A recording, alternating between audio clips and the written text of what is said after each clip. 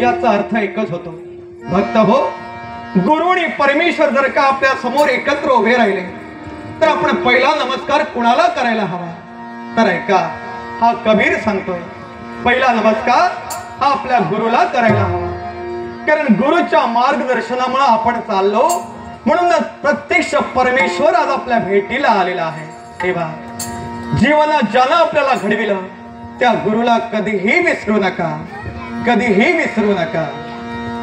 कल करे तो आज कर, आज करे तो अब, कल करे तो आज कर, आज करे तो अब.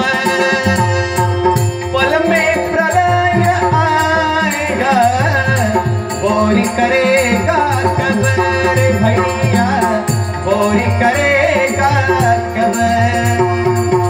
पल में प्रलय आएगा, बोरी करेगा कबर भैया, बोरी करेगा कबर.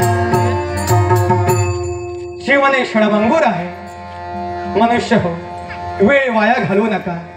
उद्याचं काम आजच करा, आजचं काम आताच करा.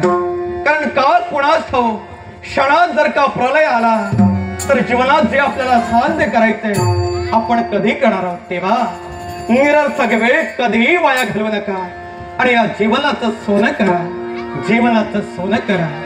नाये धोए क्या हुआ, जो मन मैल न जाए, नाये धोए क्या हुआ, जो मन मैल न जाए.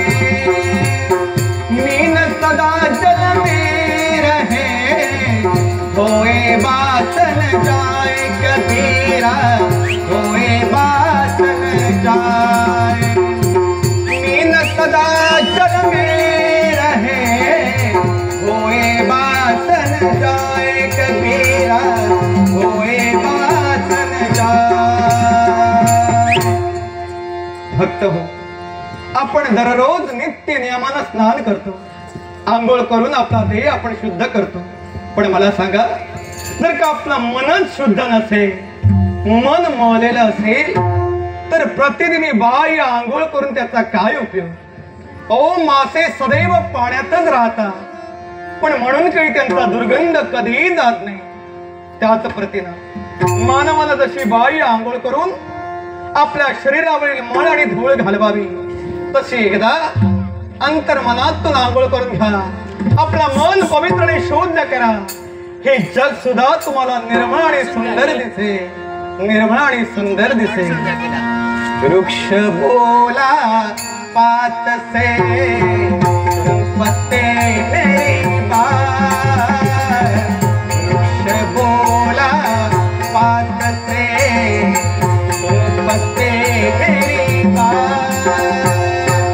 इस घर की यह रीत है, एक आवत एक जात कबीरा, एक आवत एक जात.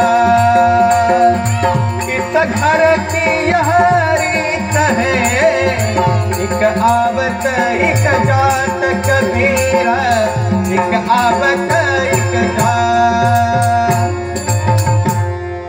दुःखानं बरेच जण भरवटलेले असतात. ओ सुखामागून दुःख आणि दुःखामागून सुख हे चालायचं.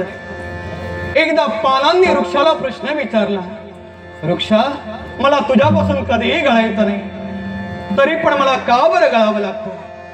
त्यावेळी वृक्षानं पानाला उत्तर दिलं, या जगाचा रिवाज आहे, एक पान घाल्याशिवाय दुसऱ्याचा जन्म होणार नाही. अगदी मनुष्य देहाचं तसंच आहे, जन्म मरण कोणालाही चुकलेलं नाही.